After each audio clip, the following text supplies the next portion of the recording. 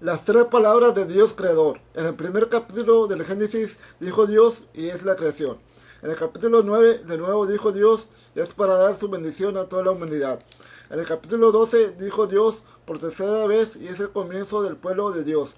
Son tres pasos de muy desigual extensión de la Biblia, ya que la revelación hecha al pueblo de Dios va a ocupar gran parte de esta. Lo que en ella leeremos intensa en realidad a toda la humanidad, interesa en realidad a toda la humanidad, pero será lo que Dios ha dicho y hecho con su pueblo en particular. Si nos compenetremos del espíritu de la Biblia, descubriremos que estos tres aspectos de la obra divina conforman un todo y se armonizan entre sí de mil maneras.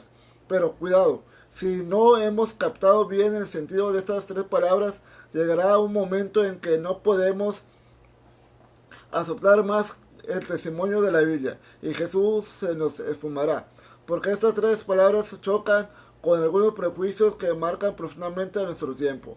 Dijo Dios y su palabra creó el mundo, el universo y con sus leyes físicas.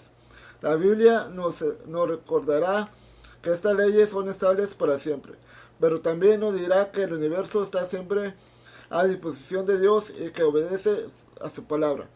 Decir que Dios puso el piloto automático para dirigir al mundo es parte de verdad, pues no da golpes de timón a cada momento, pero nos estaríamos saliendo de la revelación bíblica si dijéramos que Dios lo determinó todo desde un principio y que por lo tanto no puede hacer intervenir cuando quiera fuerzas superiores que interfieren con aquellas o las ponen entre paréntesis desde nuestro punto de vista.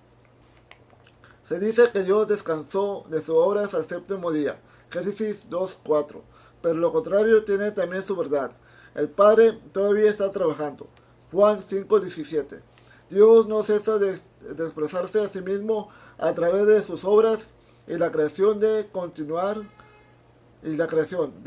viviendo y existiendo en él.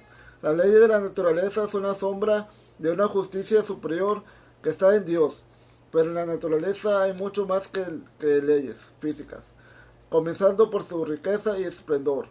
Su constante creatividad, que es una de sus más misteriosas capacidades, es un reflejo de la libre creatividad de Dios, que no está nunca encadenada.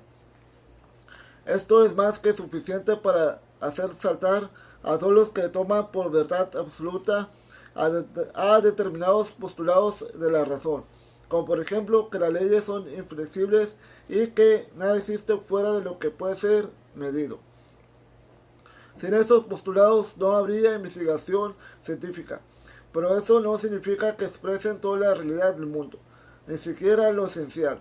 Y sin embargo es justamente ese prejuicio lo que impide a muchos cristianos admitir cualquier tipo de intervención de Dios en el orden habitual del mundo.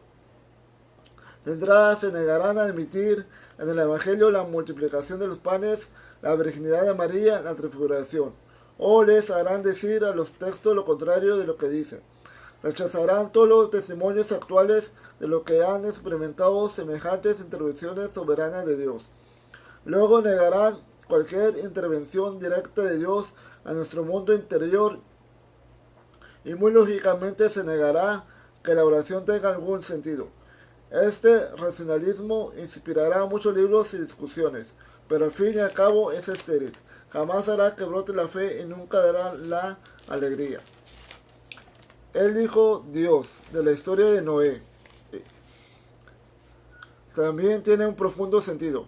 Dios actúa en el tiempo después del diluvio haciendo un pacto con todos los pueblos y con todas las religiones, puesto que todos son hijos de Noé. Si Dios los bendice, eso quiere decir que les ofrece un camino de salvación. Lo hallarán a través de mil culturas y religiones. Hebreos 17:27. Cuando la palabra o sabiduría de Dios se hace presente en su búsqueda de la sabiduría, en las palabras de sus libros sagrados, la palabra de Dios, no hace más que continuar su obra creadora, pues por ella dispuso Dios los tiempos de la creación. Hebreos 1:2. Pues bien, toda la marcha de la historia prolongará el plan de Dios creador y por su parte las religiones estarán ligadas a un descubrimiento de Dios o de lo divino en la naturaleza. ¿Qué más necesitamos? ¿No tiene allí la humanidad todo lo que necesita para terminar la creación? Eso sería olvidar que los hijos de Noé son siempre hijos de Adán. Muy pronto se cae de los sueños de una realidad que no es muy hermosa.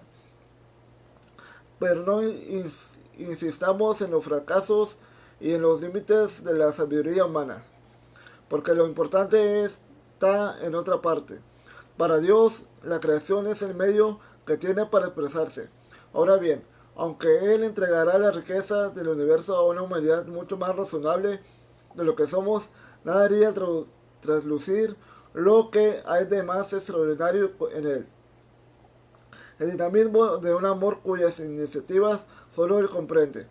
Si no hubiera más que el hombre frente al Creador, solo aparecería como grande y generoso. Él no puede decir más sin romper el ciclo de una creación aparentemente perfecta.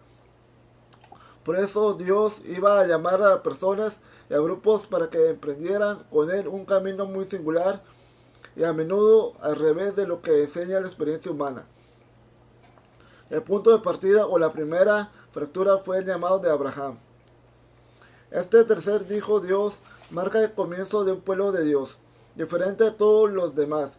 Y esa oposición, o mejor, esta dualidad entre lo que son elegidos por ser pueblo de Dios y lo que no lo son, despierta un gran malestar en la conciencia de muchos cristianos de hoy. ¿Por qué dos pesos? ¿Por qué dos medidas? Estamos seguros que la revelación bíblica es más que una religión entre todas las demás, y a lo mejor hasta nos vemos tentados a renegar de nuestras riquezas. ¿Por qué voy yo a tener la verdad más que los demás? Es pues el momento de aceptar o no al Dios de la Biblia, al que es favor y fidelidad. Él llama al que quiere y da a uno lo que no da a otro. Da más para que se produzca más y para que todo el mundo se aproveche. Pero da lo que Él quiere. No ha llamado Dios para ser su pueblo. Esto no nos concede ningún derecho especial. Es una riqueza pertenecer al pueblo de Dios. Más todavía en nuestro servicio al mundo. Es Dios quien no hace surgir de la nada todos los únicos y necesarios. Y al mismo tiempo que nos hace lo que somos, nos pone en un camino que no forma más que una cosa con nuestras necesidades, nuestras esperanzas y nuestra sed de felicidad. El lector cristiano tiene que aceptar el carácter único de su vocación. Querer olvidarla para ser más semejante a los demás no tendría aquí ningún sentido, puesto que los demás no nos envían nuestro lugar. No sería una muestra de humildad o de espíritu más abierto, sino de miedo. Miedo a ser diferente, o tal vez esto otro terror que una falta de fe. ¿No son puras ilusiones las grandes promesas de Dios?